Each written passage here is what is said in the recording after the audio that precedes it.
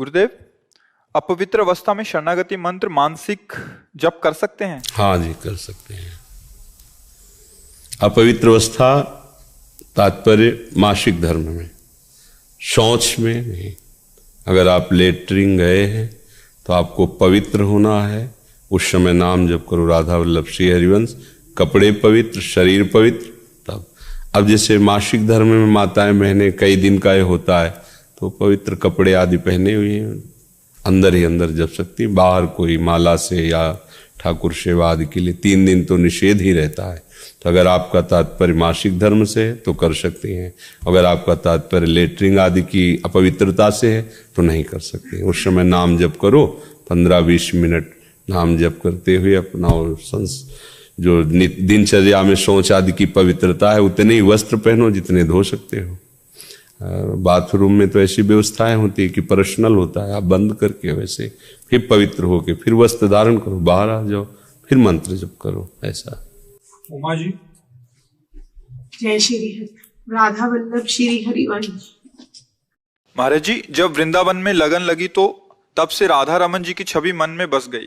फिर आपसे सत्संग सुन के राधा वल्लभ श्री हरिवंश नाम में रुचि हुई और उसको जप किया तो मन में छवि राधा रमन जी की आती है। गुरुदेव, इसमें कोई त्रुटि तो नहीं है?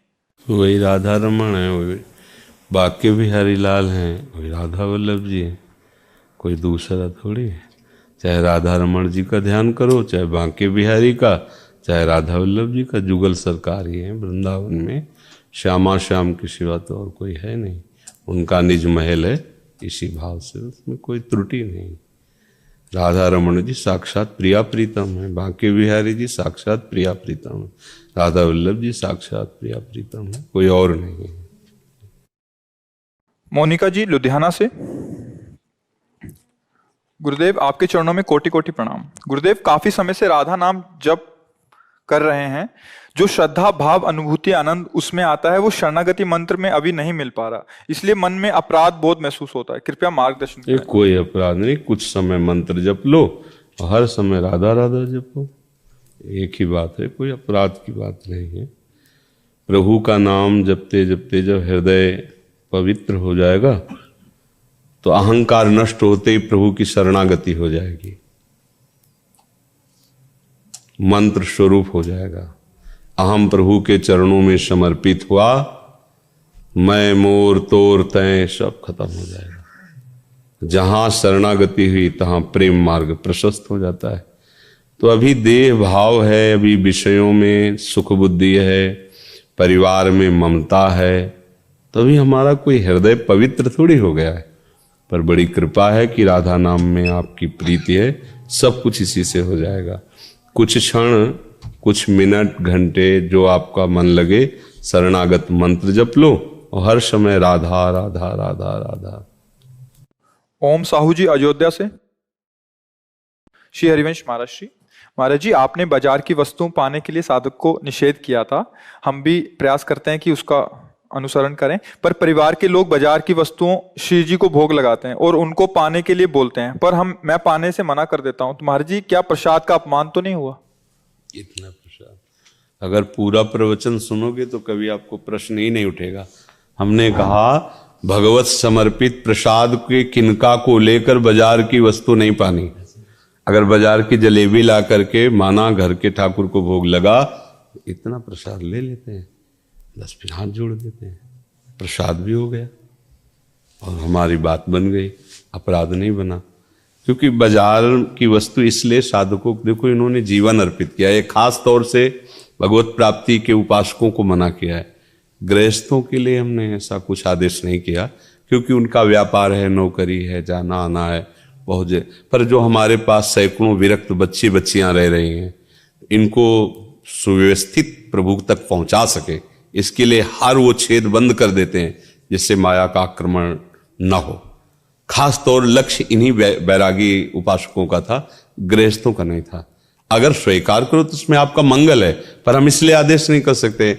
आप व्यापार, नौकरी, आना जाना, बहुत से रिश्ते नाते, वो व्यवहार में फिर कैसे निर्वाह कर पाएगा वो? तो अब साधु, अच्छा अखंड वृंदावनवास, कहीं जाना नहीं, अपनी कुटिया में नमक रोटी जो बनाओ, श्री जी को भोग लगाओ, पाओ, बाजार का कुछ नहीं, खत्म खेल। अब देखो सुबह 2 बजे से लगे, अब 11 बजे तक कुछ नहीं, कोई चाय पानी नाश्ता कुछ नहीं। अब 11 बजे जो रोटी दाल मिला जो बना रुका सूखा। अब क्योंकि 2-4 लोगों का बनना हो तो स्वादिष्ट बनता है, और जहाँ 150-200 लोगों को मान लो दाल भी बननी है और सब्जी भी बननी है, तो वो ऐसे ही होती है, मतलब कि हाँ काम चला। वो 2 लोगों का भोजन बनेगा तो अच्छे से बनेगा ना। अब 200 लोगों का भोजन बनेगा जहाँ, तो मतलब अच्छा अब यहाँ कोई रसोईया तो है नहीं, अब वही अपने घर के साधु हैं, अपना बना लिए पा लिए। अब ये सात्विक भोजन है। अब बाजार का समोसा, बाजार की जलेबी, बाजार का पिज्जा और बर्गर और क्या, हम तो देहात में पैदा हुए तो हमारी पसंद है रोटी दाल दही दूध घी कढ़ी चावल, ये पसंद चीजें हैं। और जहां पिज्जा बर्गर और इडली और सांभर और वो सेन भी हम जानते ही नहीं थे, इनको तो वृंदावन में आके सुना है। तो जो जानते नहीं और जिससे हमें परिचय नहीं तो उसका कभी स्वाद नहीं लिया। इसलिए हमारे साधक जो भगवत मार्ग के ये कहीं भ्रष्ट ना हो जाए, इसलिए सख्त आदेश है। पहले तो ये धीरे धीरे सब बंद करते करते फिर देखा कि कभी कभी ऐसा है कि आज उनका जन्म उत्सव है, तो आज महाराज जी वो सब्जी जो बनती है और फिर वो मोटे मोटे उसको क्या कहते हैं, पाव भाजी, पाव और भाजी बुद्धि भाजी माया में पाव और बुद्धि भाजी माया में। हम कहा भैया ना बुद्धि भाजी ले, यही दाल रोटी बोला सब बंद, सब छोटे छोटे बच्चों तक का सब बंद, जो वैराग्य भाव में। पर हम गृहस्थों के लिए तो ऐसा नहीं, पर अगर वो चाहें तो अच्छा ही है जितना कम से कम, क्योंकि बनाने वाला अपने भाव से बनाएगा, बेचने वाला आप बनाओगे अपने भाव से। आप वैष्णव हो प्रियालाल के लिए बनाओगे और वो तो व्यापार के लिए बना रहा है।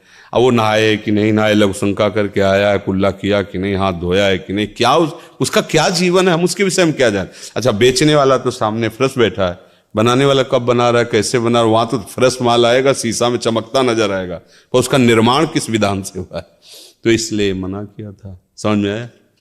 आकाश जी जम्मू से।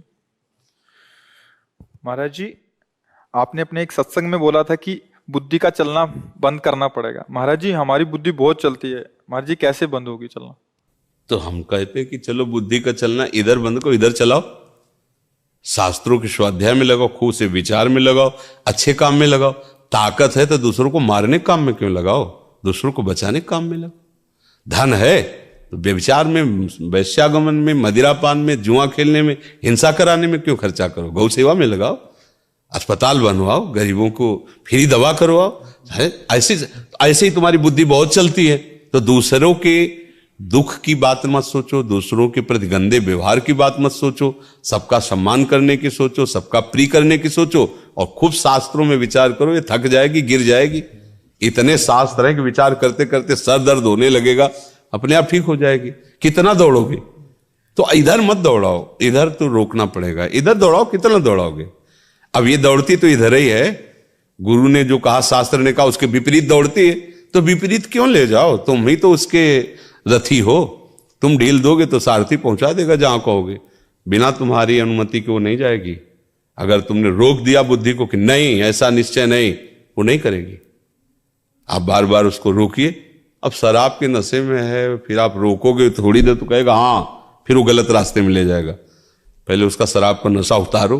तो ये जो मोह मदिरा, विषयों के प्रति सुख बुद्धि, ये शराब से भी ज्यादा नशेबाज है।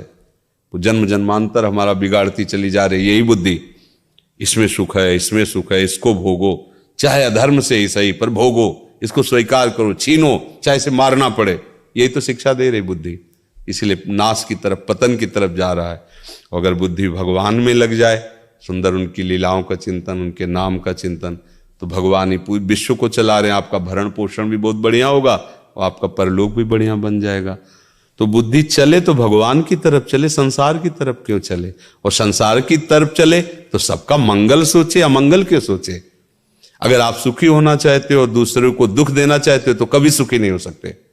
और आप सुखी होना चाहते हो, दूसरों को सुख प्रदान करो, आप कभी दुख का मुंह नहीं देखेंगे। चलो तो आप करके, पर अपने लोग उल्टा बुद्धि दौड़ाते हैं, तो उल्टा बुद्धि दौड़ाना ठीक नहीं। राधा राधा बोलो, ठीक हो जाएगा। ये बुद्धि मन सब ठीक हो जाएगा। राधा राधा।